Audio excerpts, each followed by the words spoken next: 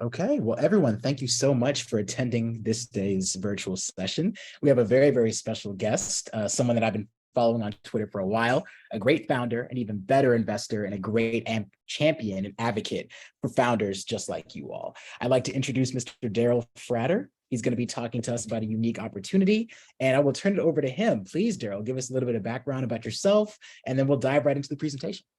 Awesome. Well, thank you all for having me. I'm super excited and love the work you all are doing at Brain Trust. Super innovative studio and opportunity for founders, especially building in the beauty space. So I'm just happy to be here to share a little bit about myself and about Visible Hands and our exciting Accelerator program. So if you want, I can jump into slides or I can just talk, whatever is the vibe. Let me know how I can best help and serve you guys. I think by making sure I give you guys the opportunity to speak and introduce yourself as well for anyone that wants to get on, talk to me back. I would love to learn more about what you guys are building, as well as being able to tell you a little bit more about our investment opportunity, if that's okay with you, Ryan. Yeah, that is perfect. Does anyone want to?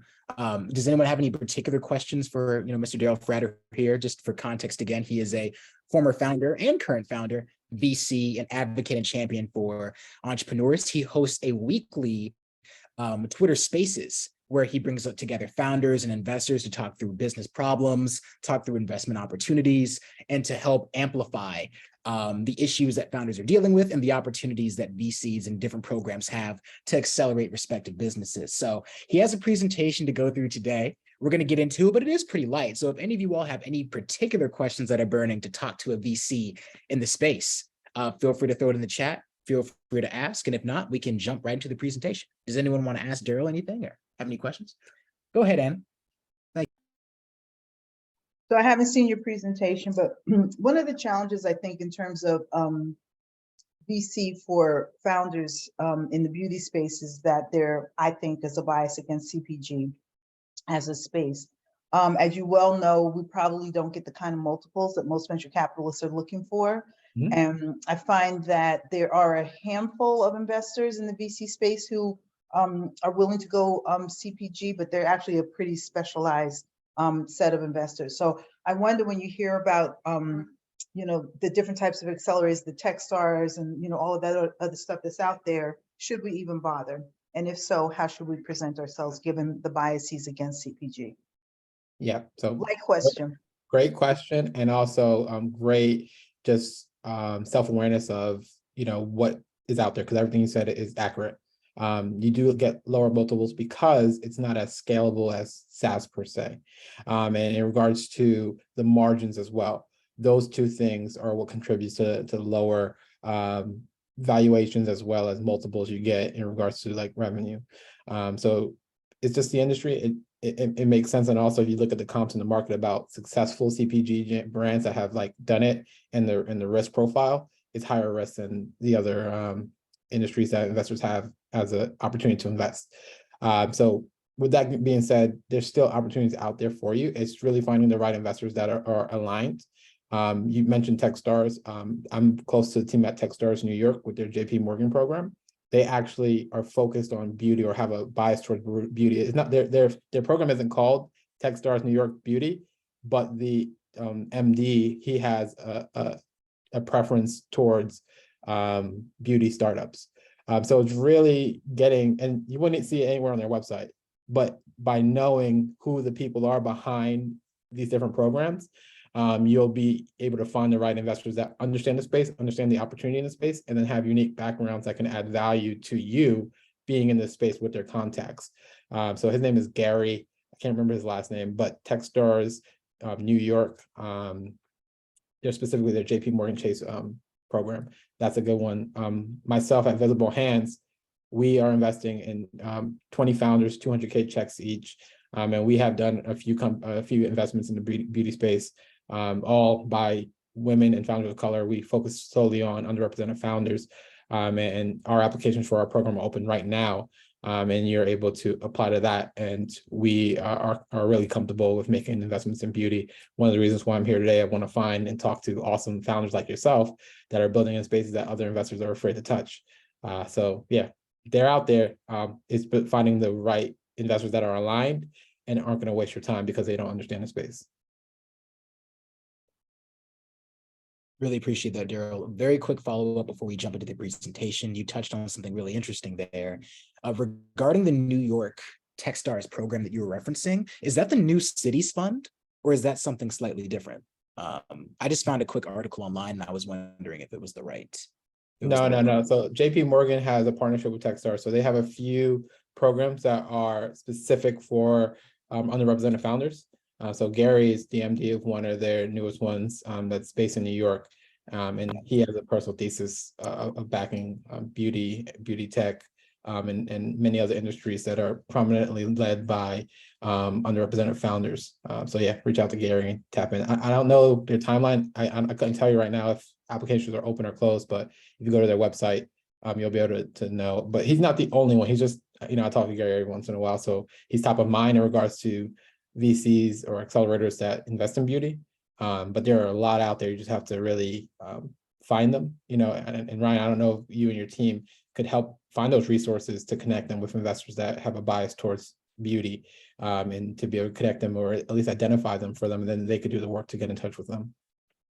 We can and do. Great point. And actually, Jenny just posted the program inside of the chat. So you all feel free to check that out. Daryl, you dropped a real gem there, so we appreciate it. And our team is going to work to get a larger list that we can share with the rest of the community as well. Now, very quick thing. You had mentioned scale, which is a real big aspect with regards to LPs, with regards to funds. There are certain economics that need to be factored into the equation when VCs are looking for investing in a company, right? So although the consumer may be more risky, which is true, and may not be able to scale quite as much just because of how expensive it is to manufacture, get into retail, XYZ, can beauty founders, where they can't make up in scale, can they make up for really good unit economics and community? And could that potentially lead to more interest, or is it strictly a scale thing that you would say that would get VCs to want to invest? So scale, when I say scale, anyone can scale. It's just it's harder to do in certain industries because you're dealing with, physical items. But if you are able to do it and execute it and have either past history of you doing it or just some strong proof or traction towards it and a confidence from the investors that it will continue, then yeah, you can raise and you can have scale. I would say even for beauty brands, that keyword brand is probably a stronger aspect of where they see the opportunity. Can you turn it into a brand that everyone wants, knows, and desires? And the brand aspect is what you can really scale. The ability to use technology to leverage. How can you get more sales and more people to adore and love the products and services that you're offering? So yeah, it's possible to scale. It's just because of unit economics and how much harder it is to scale physical items. That's why it's much more difficult for traditional VC investors to get behind it. Really appreciate the context, Daryl. Does anyone else have any questions before we jump into the presentation? Or just want to pitch their business? I'm an active investor. Okay, we'll do the presentation. You missed your shot. Let's go ahead and jump in. All right, let me share my screen.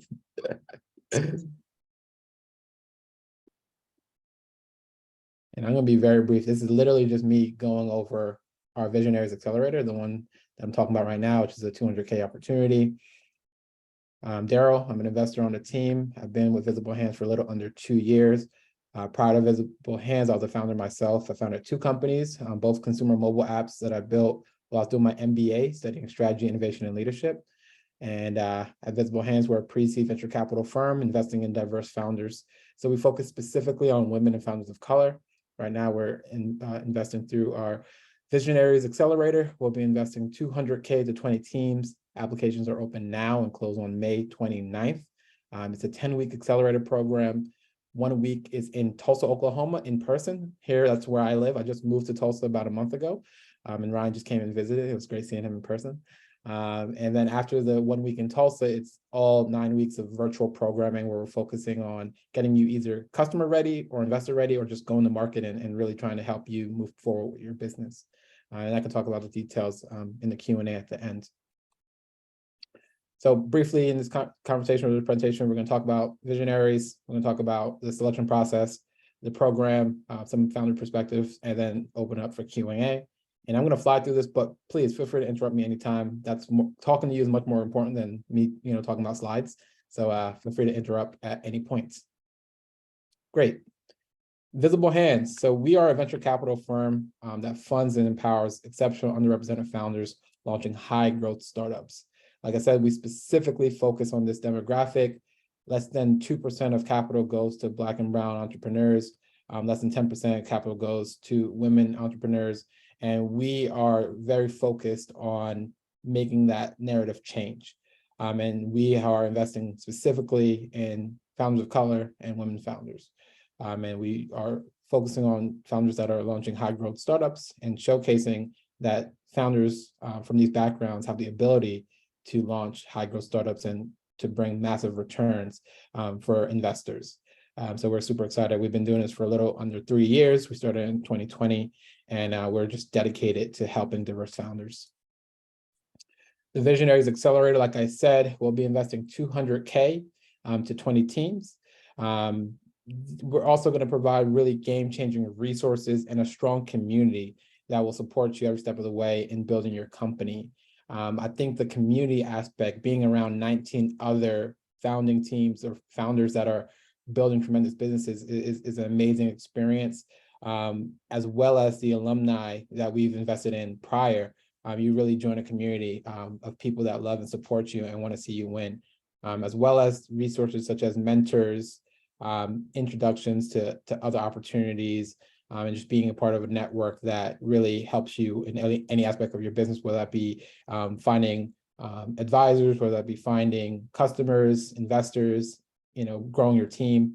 We really are hands-on and support the founders every step of the way to really help you increase your likelihood of success. So we have people like myself who are investors on the team that are really great at using our networks to introduce you to other investors. We have other people on the team that are really great at design, other people that are really great at sales, and we just try to plug you to the most relevant resources that you need for your individual companies.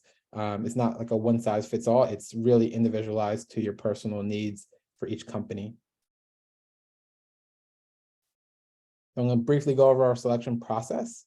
So in regards to our application process, any founder that is considered underrepresented in the venture capital space can apply.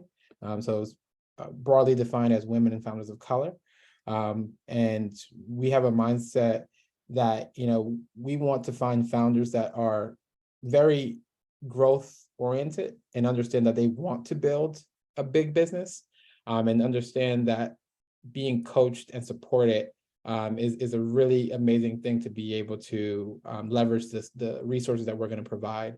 And these are things that we're screening for as we talk to you, as we read your application, just understanding where your mindset is and does it align with what we believe people that will be able to leverage what we have, the money and the resources to create a really big business. Having a strong understanding of your market and the traction that you have with your customers.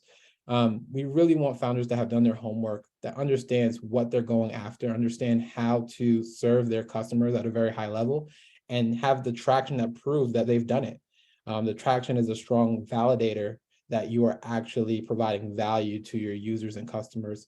So these are things that we're looking for to evaluate the founders that have made meaningful progress. For our accelerator, founders from anywhere can apply. But in order for us to make the investment, we only invest in companies that are legally registered in the US.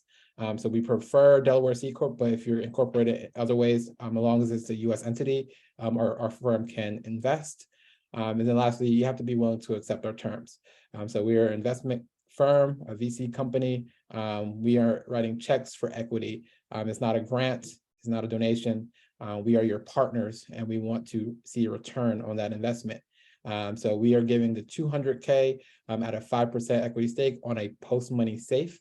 So that comes to about a $4 million valuation cap on the investment. Any questions about that page? I know that page can get people sometimes. Awesome. Wait, I had a question, although I put it in the chat. So if And Ciara also had a similar question in terms of if you have raised previously, what are the implications? So some of it depends on the terms of the raise, but if you've raised using a safe, then would this be considered then a price round to then trigger the valuation for the people who previously came in under the safe? That's a good question. So if you raised on a safe, this will just be another safe that you have. And when all the safes convert, that's when you'll be able to kind of know where all the equity stakes land. Okay. You know, this is something you probably will talk to your accountant or lawyer just to understand that the implications and the legal structure that you did in your prior deals. Ours is a very straightforward, similar to just like the YC safe, very simple. We make sure that all founders have clear understanding of how our safe works, and it's similar to most accelerated programs. But yes, you can receive our investment on the safe if you already taken investments on safe before. We have a couple of other questions from Sierra. First, is there a max amount that the company has raised, can raise in the past? And Sierra, let me know if I. Yeah, sorry, I mistyped it. I'm asking if there is a maximum amount that the company could have raised to be eligible for this accelerator. For example, does the company have to have raised less than 2 million in dilutive capital before applying? So for us, there's no rules, but for you guys, you will want to just have an idea of where you're at. You know what I mean? Because if this is too much dilution for you, based on how much you raised and the valuation you raised at before, it might not be a good fit for you. But it's really up to you to decide if you want to apply or not, and if we decide to let you into the program or not. So yeah, it's completely up to you if you think that even after raising 2 million, for example, that applying to our program for a 200K investment at a 5% stake is a good deal for you or not. Got it. And so then my follow-up question was, is there flexibility on the terms then? Like if you've already raised on safes, would you guys take the last terms or no? Yeah, so for this, we have just one standard terms for all the 20 founders that get accepted. So unfortunately, there's no flexibility in negotiating for the terms. It's everyone, all 20, 200K for a 5% stake on a post-money safe. Anyone else? Great feedback, everyone. We appreciate it. Awesome. So we'll jump into the selection process. So in regards to the process, it starts with you apply. Last cohort for our BKXL Accelerator, we had about 2,000 applications. We interview 10% of them, and then we're going to let in 20 people.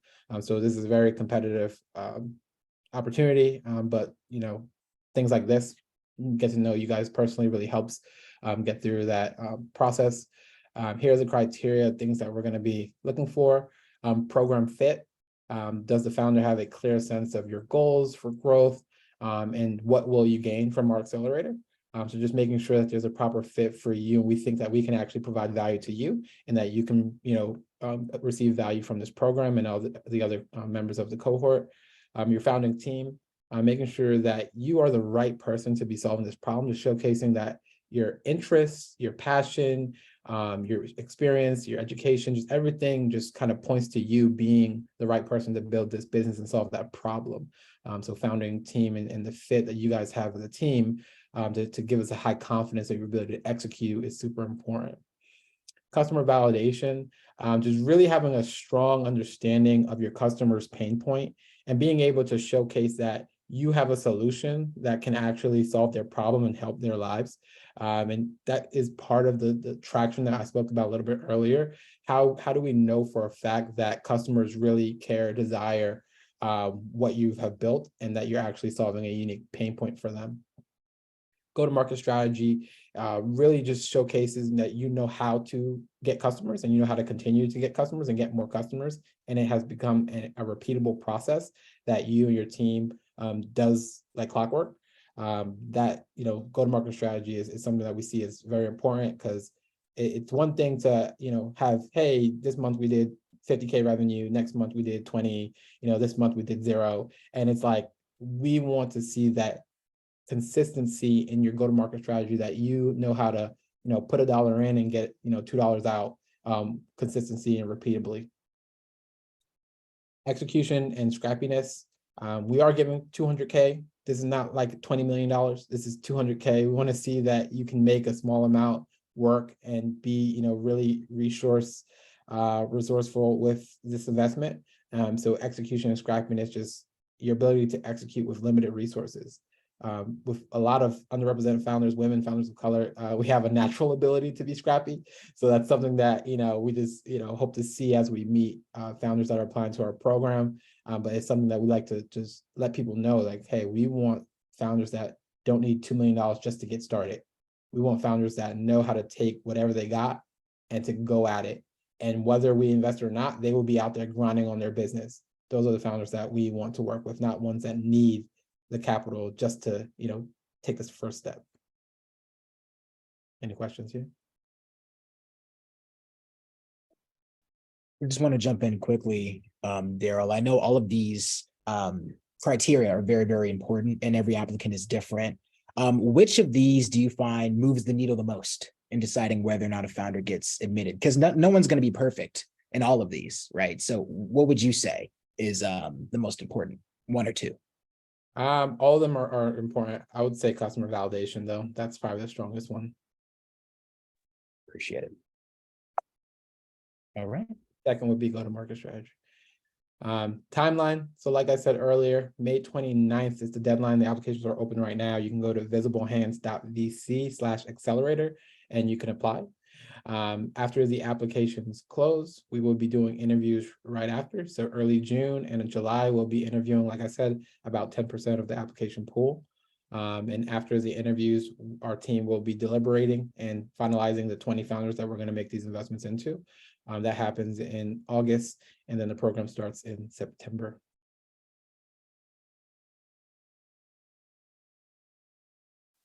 Going into the program, like I said, it's 10 weeks. First week is in-person orientation in Tulsa, Oklahoma. We cover all the cost, travel, so expenses on us. So you don't have to take some of the money that we invest in you to travel to Tulsa. We take care of that. Like I said, we'll be investing in 20 companies.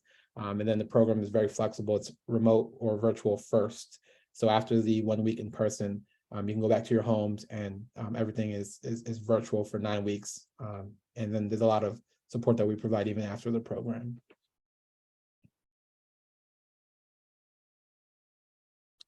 And what can you expect from the program? Like I said, 200K investment at a 5% stake, virtual first programming, where we can individually focus on elements of your business like fundraising, helping you find talent, helping you understand and find customers, sales, and customer acquisition.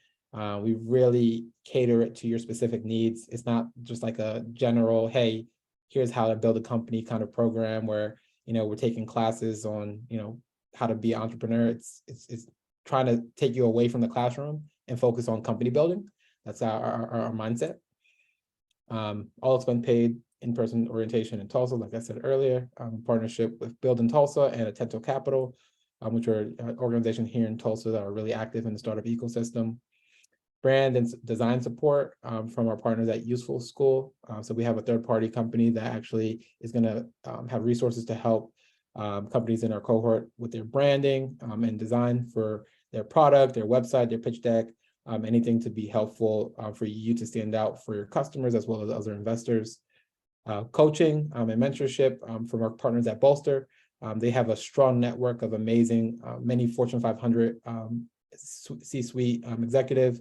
And I've heard just tremendous things from the founders in our last cohort about their Bolster mentors and just rave about how their mentors have been game changer even now after the program has been over. And lastly, one of the most important things that I think is the tight-knit community for founders with a give first mentality. All the founders in our program, they support one another. And that support system you will have for the rest of your life. For us as investors, we have you in this cohort. And then guess what? We have another 20 to 50 founders we're going to invest in next year.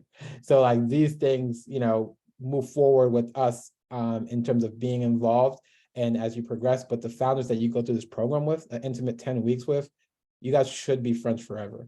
And that community is so valuable. And I highly recommend if you get into this program that you invest in building relationships with the other people in the cohort. And that's my short presentation.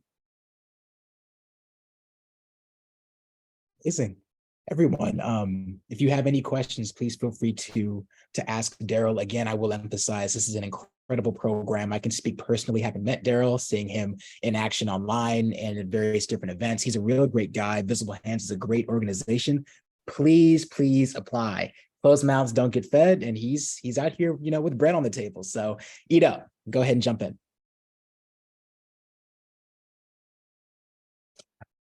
And actually, you had two questions you want me to go ahead and ask, or would you want to come off mute and ask them real quick? All right, I can go ahead and ask. Anne had two good questions. One, is this the first year of the Accelerator? How long has it been around? And the second follow-up, have there been other CPG brands that have participated in the past that you could share or that are noteworthy? Yep. So this is our third cohort. So we have this is the third cohort for Visionaries, and then we have another accelerator called BKXL. So in total, we've invested over 103 founders. And in regards to CPG brands that we've invested in, top of head, I know that we invested in one tea company. It was called, if I remember correctly, I'm drawing a blank, but there was a tea company, Asian woman, that had a tea that was for mothers, and that brand focused on this tea to help mothers like postpartum, and just really like had a lot of data and information on how this tea was very helpful for mothers. She primarily sold in pop-up shops as well as sold. Is that Brahm? What the heck? What's up, man? Sorry to interrupt. I just had Rashad on my space when we talked about you. I hope it was good. Awesome. Black man walked into my kitchen. I don't know what's up. So yeah, we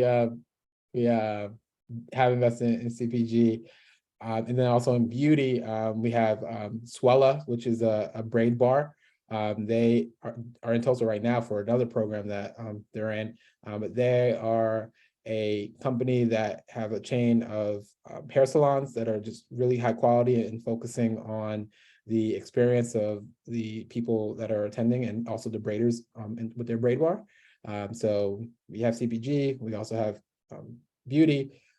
We are industry agnostic, so we don't focus specifically on those industries, but we are open to them and are happy to work with just tremendous founders that are interested in our programs.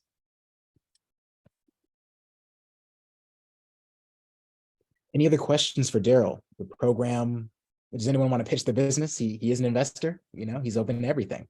Feel free to jump in.